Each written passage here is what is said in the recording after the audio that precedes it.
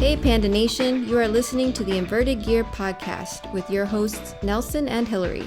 Join us every week as we take you behind the scenes into our brand, discuss upcoming projects, and conversate beyond the mat with the interesting people we've met along the way.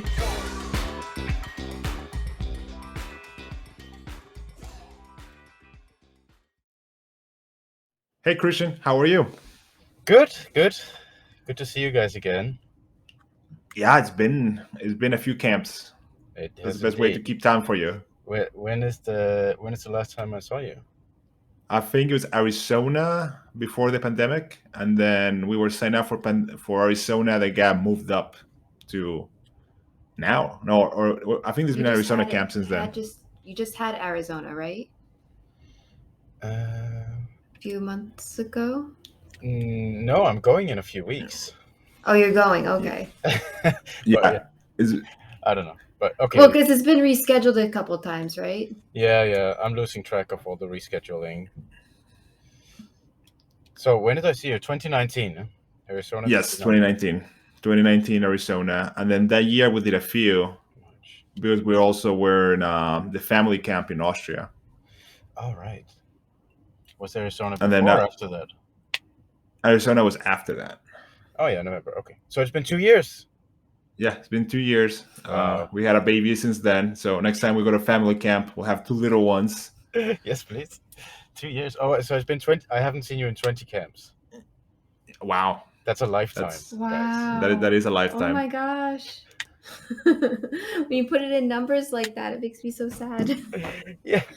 I remember there was one guy who showed up for a camp, and I hadn't seen him in I felt like I hadn't seen him in forever. And he said, "Oh, it's only been 2 years," but it was like at that point like 26 camps ago. So 2 years, 26 camps, 26 camps is a long time, but 2 years is very short. So. But for our listeners that might be living under a rock and don't know what camps we're talking about, can you give your a quick introduction and what camps we're talking about? Yeah, it's the Globetrotters camps, right? Yes. Yeah. Unless you renamed it in the last 2 years as well. No. I don't know. I don't like. Why don't you introduce it? So tell what it is. I'll tell you how I met you. Or I remember following your blog long time ago, and then you took that trip around the world, right. And then this camp thing started happening, I believe, and you came to the US in what year was that? 2014, 2015, something like that. And what? We signed up for the first US camp, which was in New Hampshire.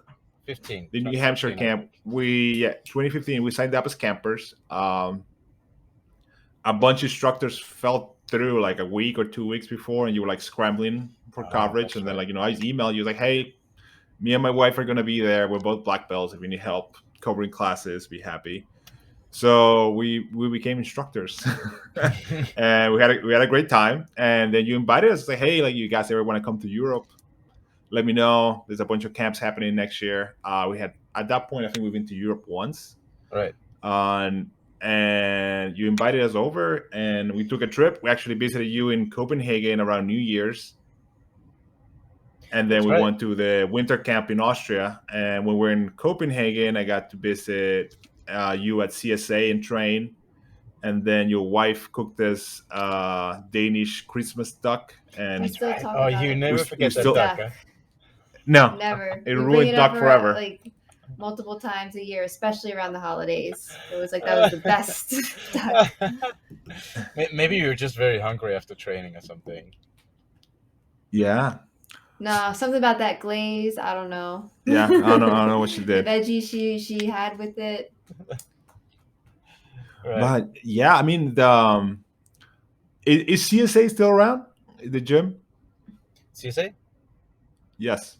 Yeah, I believe it still exists. I don't really follow it, but I think it's split up, moved a few times. Okay, like every jiu-jitsu gym, it's like moved, rebranded. Yeah, new instructors, all instructors. The one thing I remember about visiting your gym, and it is something that I've seen go through when you teach camps, is you like to wrestle a lot, which is not normal for a Danish person, I think. So can you? And then I remember you telling me the story of when you were running the kids program and your jiu-jitsu class, which is pretty much playing this drill. That when you explained it to me, I was like, "So you're having the kids wrestle?" Yep. Yep. So can you talk about that a little bit? Yeah, sure. I don't feel like I'm in any way an authority in teaching jiu-jitsu, but I've done that for quite some time. So yeah, I mean, I think jiu-jitsu drowns a little bit in technique often. You know, it's kind of like people have a sense that they have to accumulate more and more, whereas if you approach training and teaching jiu-jitsu as training or teaching any other sport, then it's actually much simpler to learn. And there's not much to it, to be honest. It's just a lot of work. You know, I've done a lot of sports. Also, as a kid, I played a lot of football, as you Americans would call it, association football, soccer short for that. But I mean, when you play football, it's not like you show up every day and they teach you a new way of kicking the ball. You know, it's just like you show up and you play the game, you play isolated situations of it, and just like work. You know, it's just work. And I think teaching jiu-jitsu should be the same. So I very much approach teaching and training jiu-jitsu as any other sport, really, as if it was, I don't know, tennis, football, whatever sport you want to do. There is I would say from the perspective of running an academy and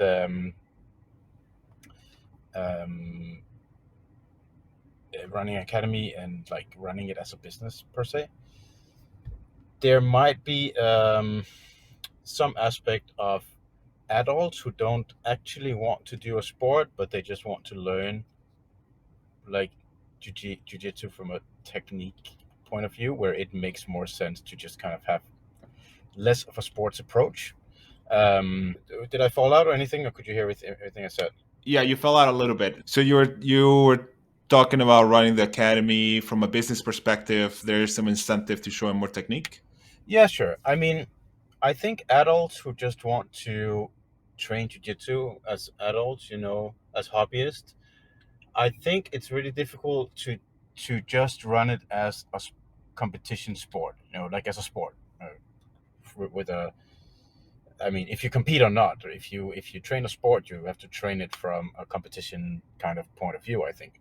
Um, but running competition teams, I did that a lot for many seasons, both adults and kids. And the approach to that is much simpler. You know, like incredibly simple. It's just literally show up, do some work, and that's it. There's not much technical input. And let's say in a regular adult class, where I would quote unquote teach people jujitsu, um, it would probably be like 60% talking about technique and details and kind of classroom setting, whereas in a competition class for kids or for adults, it's maybe 5% technical input, 5%, 10% maximum, and the rest is just work. And so I started because I was teaching many different classes for many years. I had this academy for 15 years. We had almost 700 members, and I was doing like beginners classes, advanced classes, competition classes, kids classes, kids competition classes. And I always wondered a little bit like, I felt like the competition classes should be more like sport, you know, and less like how you usually teach jiu-jitsu. So I started experimenting with that as for the kids class at some point, and that was fun. And then and I realized that literally you just need to do almost just need to do wrestling, just wrestling with guard. That's literally just jiu-jitsu, and then you add a few submissions. So I tried to do that with the kids, it worked really well, and then that's also how I've been running adult competition classes ever since. Yeah. So, are you guys there? Yeah. Okay. So adult takedown classes, I mean adult wrestling classes with a little bit of jiu-jitsu, and we are opening an academy soon, and then that is something I keep going back to. I really think going down the rabbit hole of like very sport specific jiu-jitsu techniques Mm-hmm. and having kids who's doing like bearing bolos and upside down crab rides and like all this like very modern stuff Mm-hmm. that will not transfer over to any other sport that will ever play No. is kind of silly. Yeah. So I really think when we run the kids classes, it's gonna be a lot of wrestling drills and pushing and shoving and like fighting for top position, fighting for Mm-hmm. like getting out of pins, and this is something that will transfer over to other sports. Yeah, for Right, sure. stuff that'll give them the body awareness and the balance and learning their mechanics, getting their Yeah, like juices tumbling, flowing. tumbling in the warm up, hand walking, carries, that kind of stuff. Yeah. And at the same time, when you do adult classes, especially at the fundamental level, I think is very lost in a lot of curriculums the importance of just basic. This is how you hold somebody down. Right. Well, I would This say. is. Go ahead. Yeah. Sorry. What I ended up doing, and have been doing ever since for like a good 15 years, is that I mean, wrestling is not. When people say we do wrestling, they think maybe just takedowns, but takedowns is a very small part of it. Basically, I think jiu-jitsu allows you to be lazy because of the guard. So in jiu-jitsu, you have the element of the guard. So if you get taken down, if you get swept, anything, you always kind of have the guard to fall back to, and you can do stuff. You can still win. You can still survive. Um, but it allows us to be lazy, and it allows us to not have to scramble for top position, for takedowns, for sweeps, which is a fundamental skill that you really need in competition. I mean, who does not want a strong scramble? So basically, my kind of experimental approach to the kids classes was that I had this kids class, and I decided it's going to be a competition kids class. Competition only. They have to compete, or they cannot join the class, so to say. So it was a little bit, I don't know, maybe selfish in a way, because a lot of kids, it was maybe not for them. But I did only from 11, 12 years to 15. So just when they were big enough to listen and not big enough to find out about parties and stuff yet, and other social stuff in their life. It was like the sweet spot where they would come by every day after school, and they would want to train all the time, and they still did not really find anything else in their life they wanted to do, which would be like girls or boys or alcohol or whatever. Um, so I said, okay, this is going to be a competition class only, and I'm going to do it as an experiment, see how that goes. And I literally decided I will not teach them a single technique ever. I didn't 100% do that, because I did teach them cross choke from mount, but that was about it. I did that for 3-4 years. I never taught a single technique, and you can compare that to teaching like an adult beginner class, which is usually kind of a lot of information to pass on. It was literally just show up, do some work, and go home, and then we compete in the weekends. Like I had a dream of running an adult competition class, which I was afraid to do, because I was afraid it would be too hard, too much work, and that people would quit because of that. Ultimately, I ended up doing the exact same for the adults, but that took some years. So basically, what we did was we just did one drill, because there is one skill that, if there are two skills that you need in jiu-jitsu. One is basic wrestling, and the other one, you need to have a guard. Right? And basic wrestling is very, very simple. You just literally take the guard out of the game, and then you practice. So all we did was just say, you just start in a specific position. It could be in a turtle. It could be standing up. It could be one person on their knees in kind of a double leg or a single leg. or it could be any position, like sitting back to back. We start the drill, and all we do is both guys or girls try to win in the same way, which is either put the other person's back on the mat for 3 seconds or take the backward hooks for 3 seconds. That's the entire drill. Winner stays in, king of the hill, and that's it. And we would just do that with the kids team as an experiment, because kids have unlimited cardio. We would do that 50 minutes every class, and that was it. Then maybe I talked a little bit about like a few pointers here and there, but that was literally all we did. So imagine I took these kids and they trained like 4 days a week, sometimes 5 days a week, and all they did, they show up, they do a little warm up, and then we do a king of the hill, and we fight for putting the back on the mat or taking the backward hooks for 3 seconds.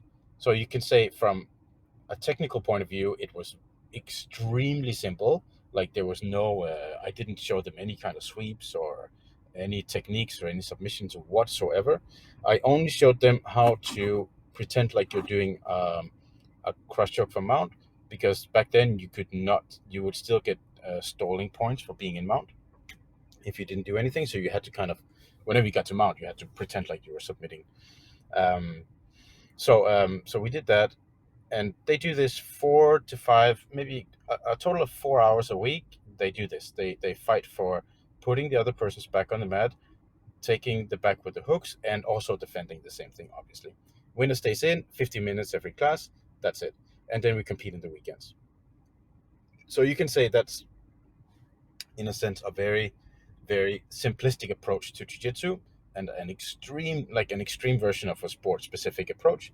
But I mean, guess what happened? What skills do you really need in jiu-jitsu? If you just take the guard out for a little bit. In jiu-jitsu competition, what skills do you need? What are the situations that happen?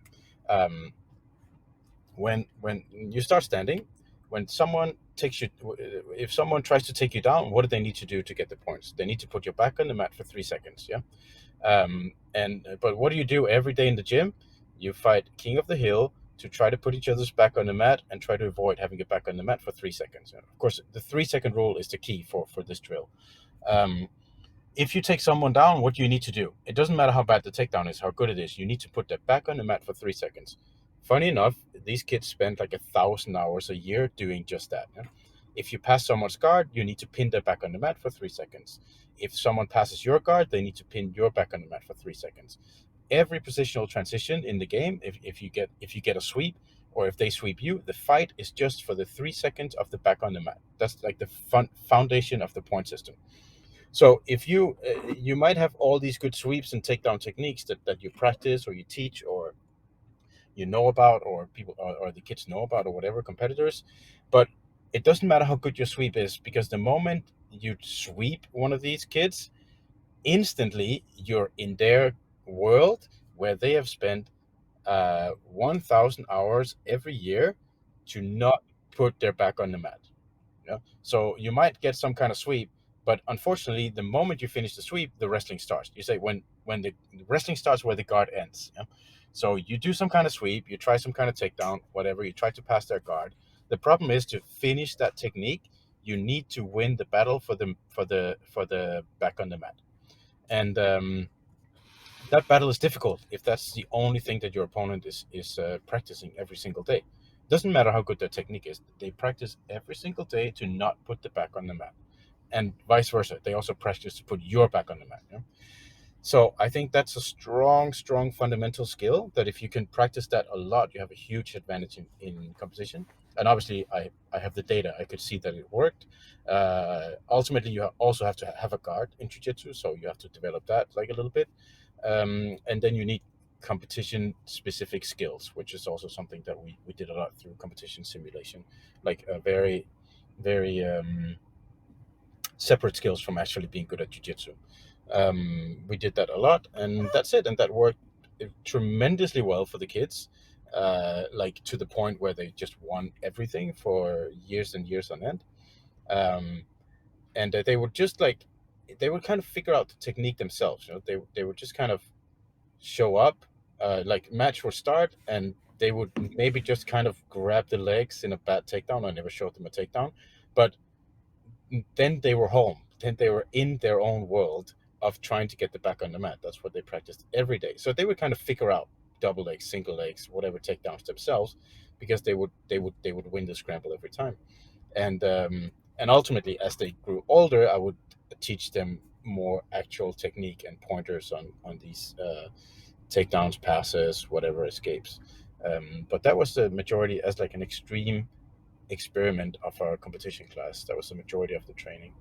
And then ultimately I started trying to do that with the adults as well. And surprise, surprise, it worked really well. So that's it. These Yeah. kids are now grown-ups, and they now are absolutely kick my ass.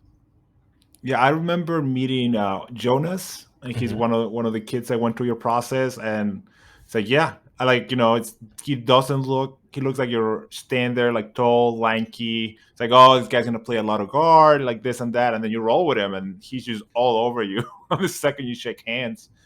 Yeah. And same thing. I remember when we visited the gym. I remember how you shocked how hard it was to score on your white and blue belts Hmm. because they were so good at staying off their back. So if you swept them, it's like good luck. Like, I had to like actually put some serious effort into keeping them down.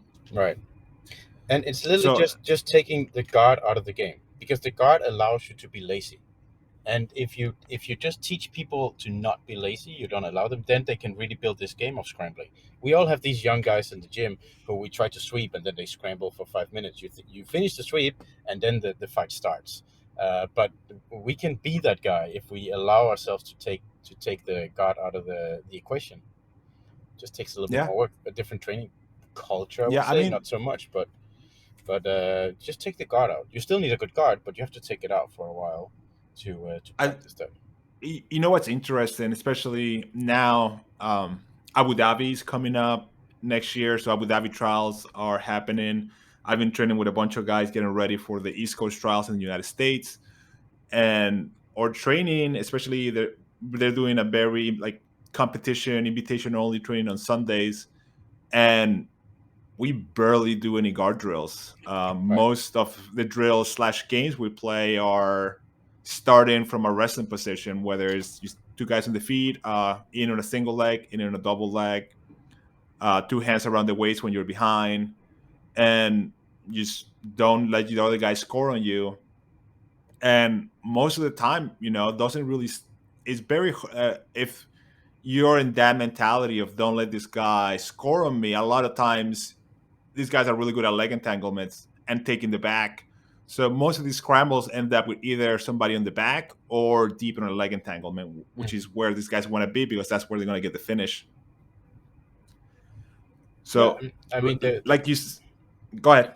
the the actual skills that you need to win competition are kind of very separate from knowing a lot of techniques. As you say, it's you need to play the game and it's mostly you need to have strong wrestling, a strong guard, and you need competition specific skills and knowledge, which is like uh, cutting weight, scheduling, warm up, uh, planning for the day, sleep, all these things, food. Those are all and managing adrenaline. Those are all separate skills that you don't get from just being taught techniques and rolling. Very, very, very cool. And I completely agree with you. And if another proof of this is just when you see how fast wrestlers take you like improve at jiu-jitsu, or when they come in, and even if they had minimal jiu-jitsu experience, I mean Hmm. wrestling experience, the amount of progress they can make in a short amount in a very short amount of time is very impressive if you compare to a white belt that might have played the sport but Hmm. didn't have wrestling in their background.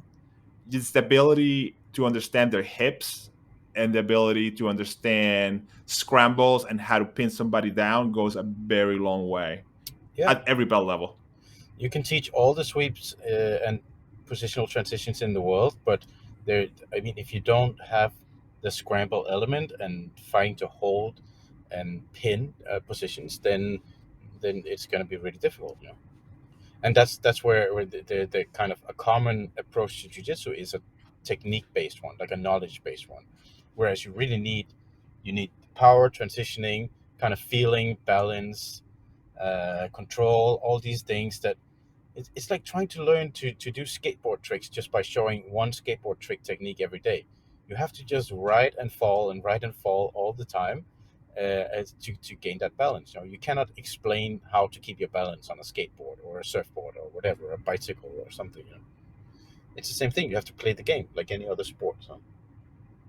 Yeah, I agree. And having a background and being able to train in judo and in wrestling, the way the room is run and is completely different. Hmm. Like you said, we're not just learning more and more technique every day. It's more about, it's like, hey, let's go over the stuff you know. What are your favorite takedowns? What are your favorite setups? Hmm. And let's just get as many reps as possible in those positions, and then go let's get time Right. in these different positions. And like, as you progress, you can start to pick little drills and very specific positions that you know are going to come up, Hmm. and work from those positions. Yeah, absolutely. And usually the technical input comes from just kind of feedback loop. So you do these drills, you do a class, you do all these practice these specific situations, and then after you talk a little bit, like say, hey, did you notice in this position, maybe if you adjust this, you get better, compared to let's sit everyone down for 45 minutes and I talk about these details, you try them a few times, and then we roll. I mean, it just doesn't work in a sports setting.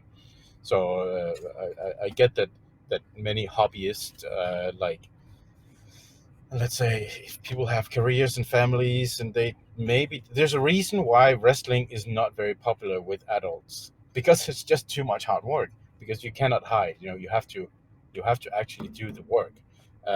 But that's kind of the balance to find when you run an academy. Yeah, I completely agree.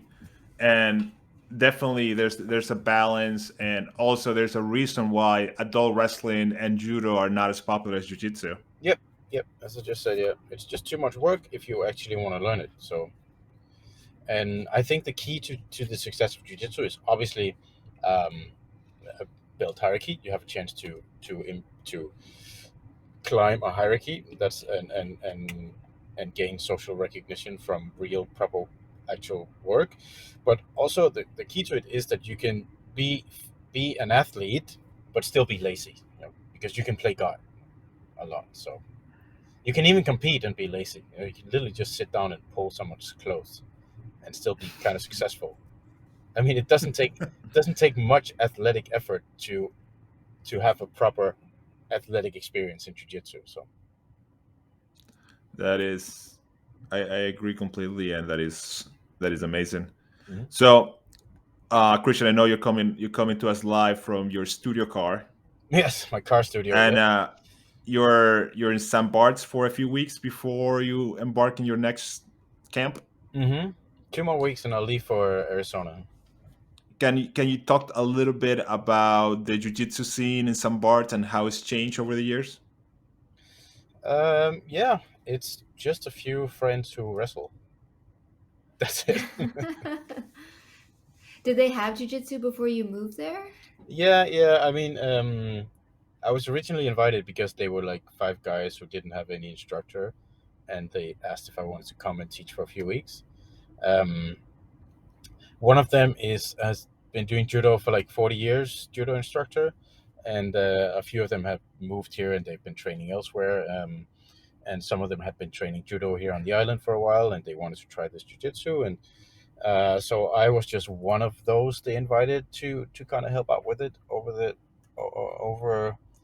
the years, and ultimately I ended up staying. So now I volunteer to teach 3 days a week, and it's a non-profit club. I don't charge anything. People don't really pay anything. Like 20 euros a month or something, which goes to kids competition trips and stuff.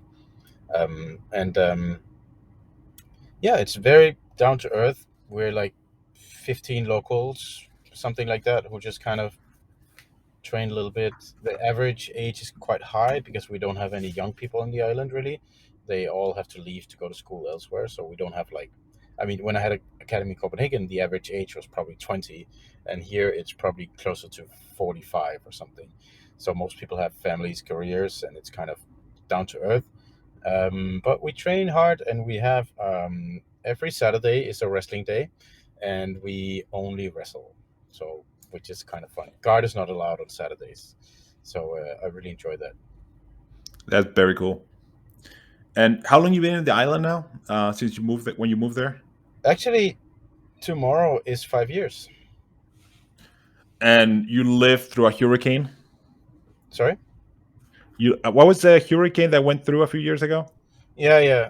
After 1 year here, we had the biggest hurricane in recorded history in the Caribbean hit us bullseye. So it was baptism by fire for me of living in the tropics. Yeah, I remember you ended up in Puerto Rico for a few days. Yeah, I was. It was not so much fun, but oh well, here we are. Here, yeah, I'm glad you guys made it, and you have your home is there. How many languages do your kids speak now? Danish, French, English. And how's their French? Do they have the little bit of a Caribbean accent? My French is not good enough to tell, so I don't think so. Actually, it's not a very Caribbean island in that sense. It's a very French place, so it's not. No, I don't think there's much of a Caribbean accent, to be honest. Yeah, I remember. I forget what I mailed you, but the tracking was just fascinating because it went all the way to France before it went to the Caribbean. Right. Yeah. The postal system is not the best, I would say, but it's part of the experience. And as far as camps are concerned, how have the camps changed over time? Now you're getting older. Have not changed. Nothing has changed. No. You still party as hard. Yeah. Well, it's only been 7 years of camp, so I mean, I've not gotten that much older. I'm pretty much the same person. I love it. Yeah, no, I don't think anything changed whatsoever. Yeah, you know what's funny? I remember early on having a conversation with you about say, hey, we're doing so many camps and it's like getting frequent flyer miles, ha ha ha. And then you started a camp high score list, right? And then 10 camps get you a pizza, right? 10 camps. The 10th camp is free, and you get a pizza. Oh, yep, yes, baby.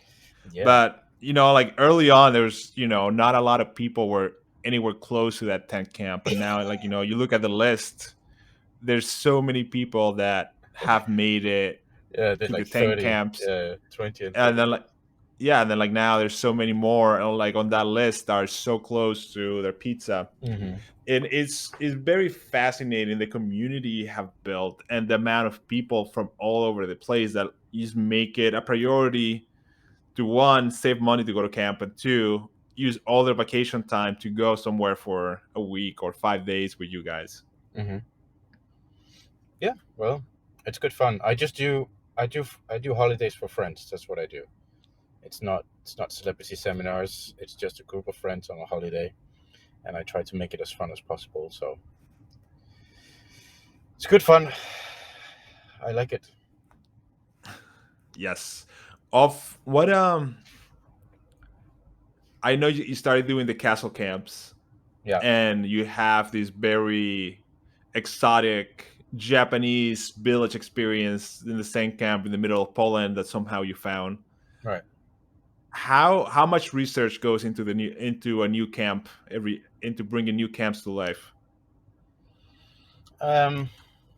I would say a lot, but also not so much, because I do, next year, I think we're at 14 camps, and it's just enough for me. There's a physical limit of how much I can do to not burn out and also keep it fun for myself. So it's not like I'm desperately trying to find new locations.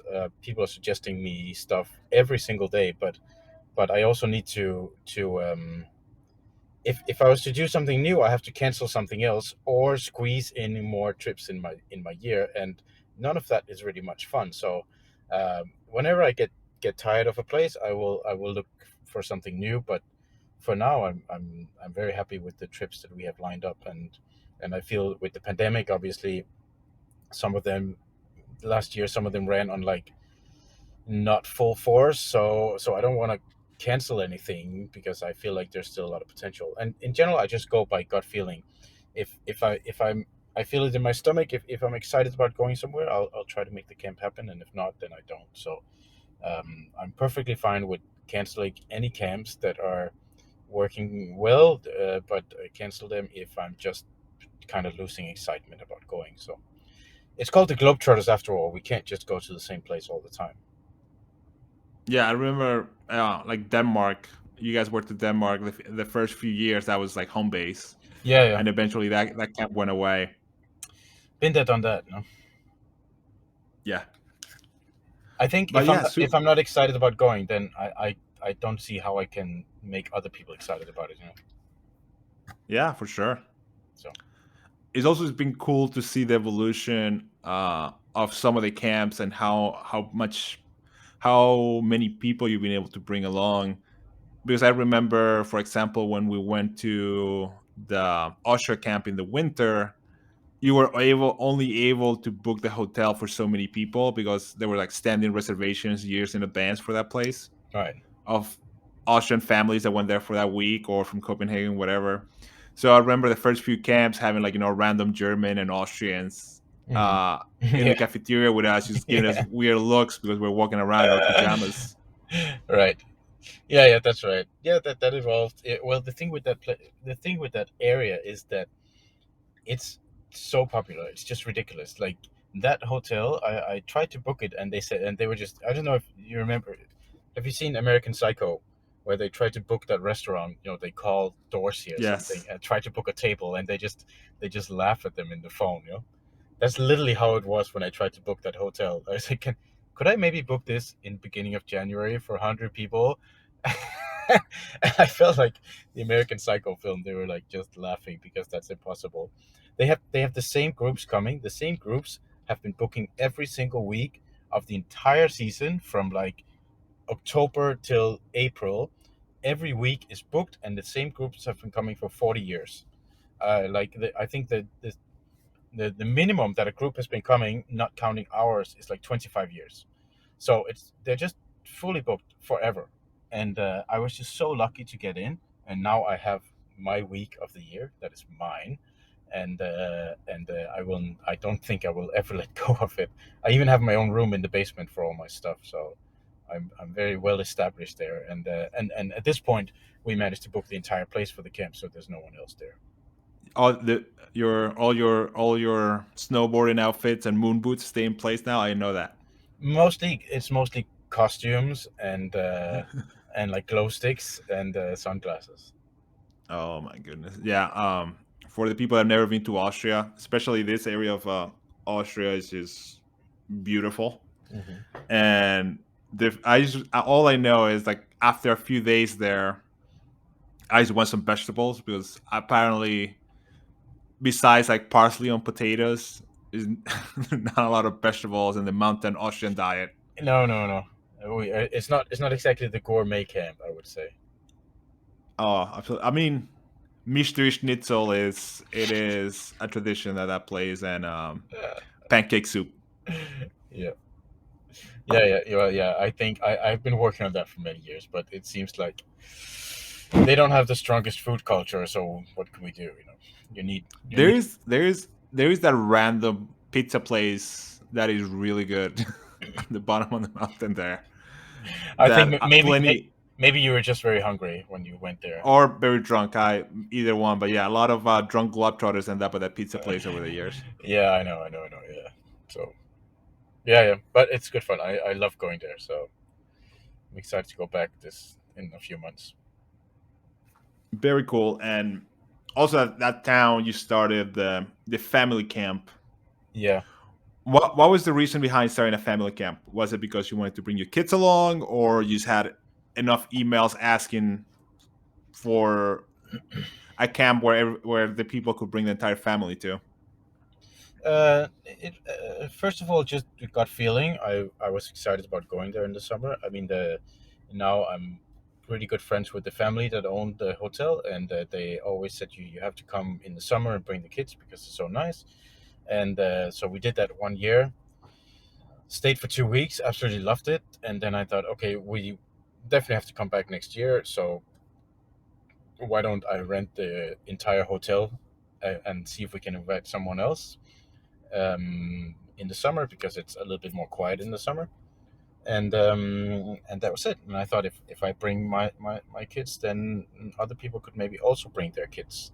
And that was it. That is the only family friendly camp we do of the year. So, and I really enjoy it. The kids are having a great time. So Yeah, I mean it's the summer is really fun there. There's a water park next door.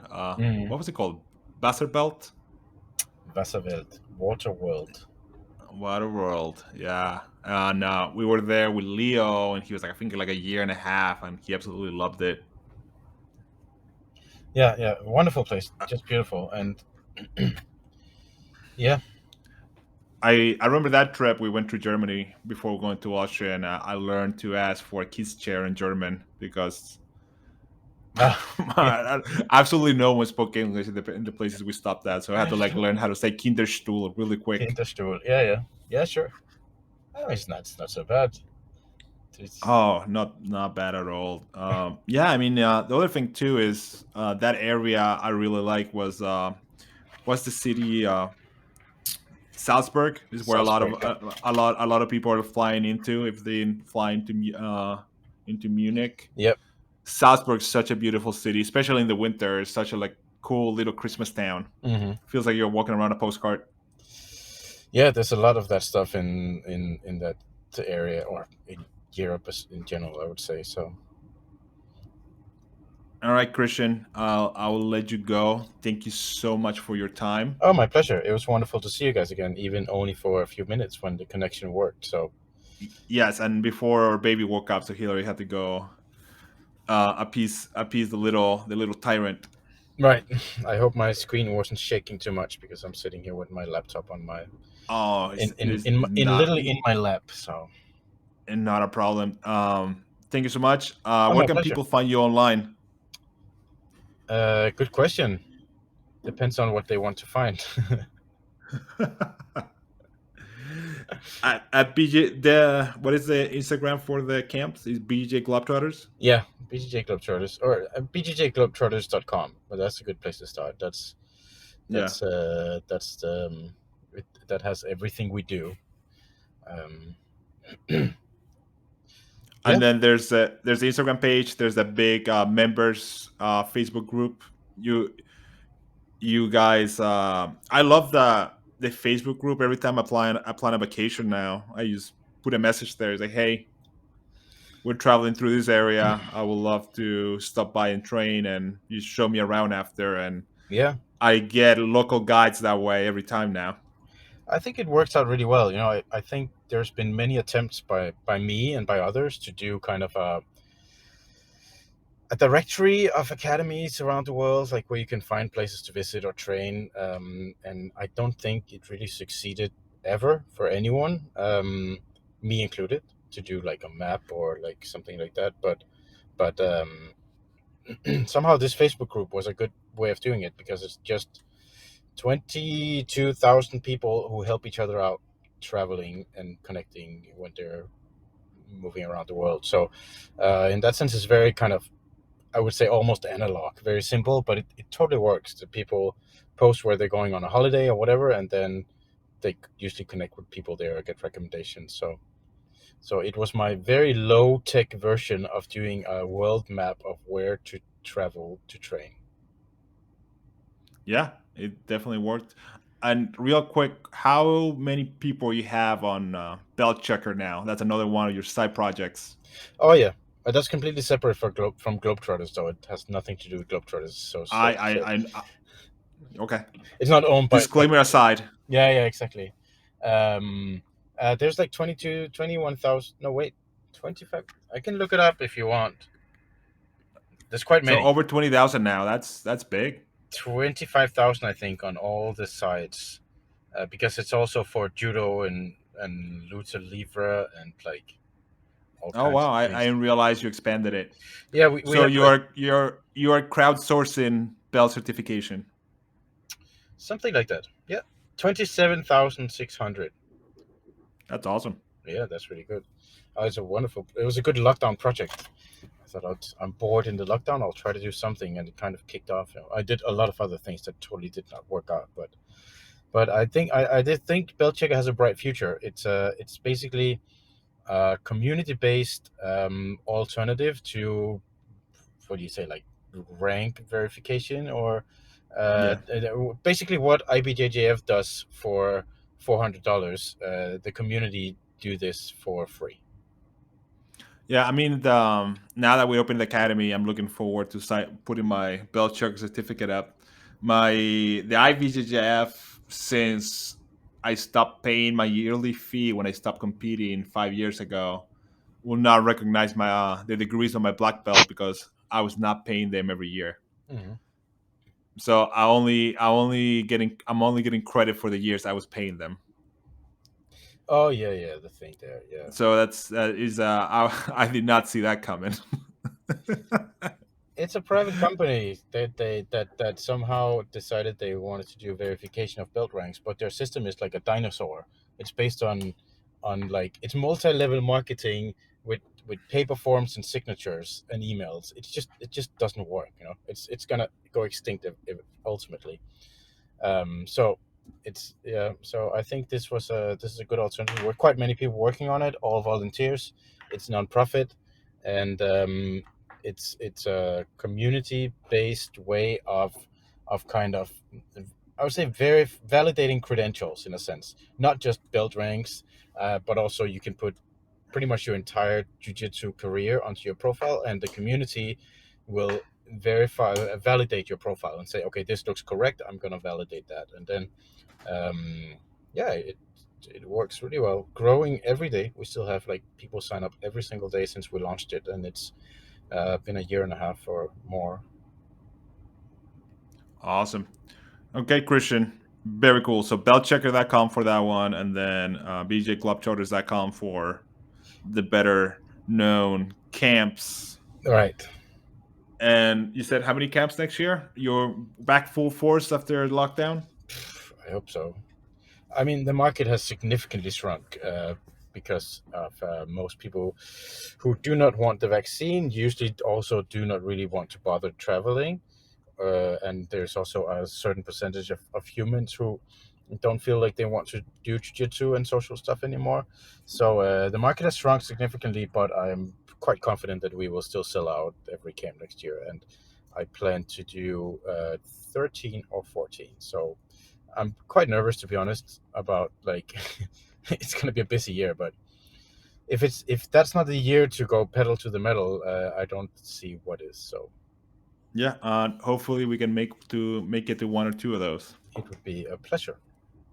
All right, Christian, thank you so much. My pleasure. Good to see you guys again.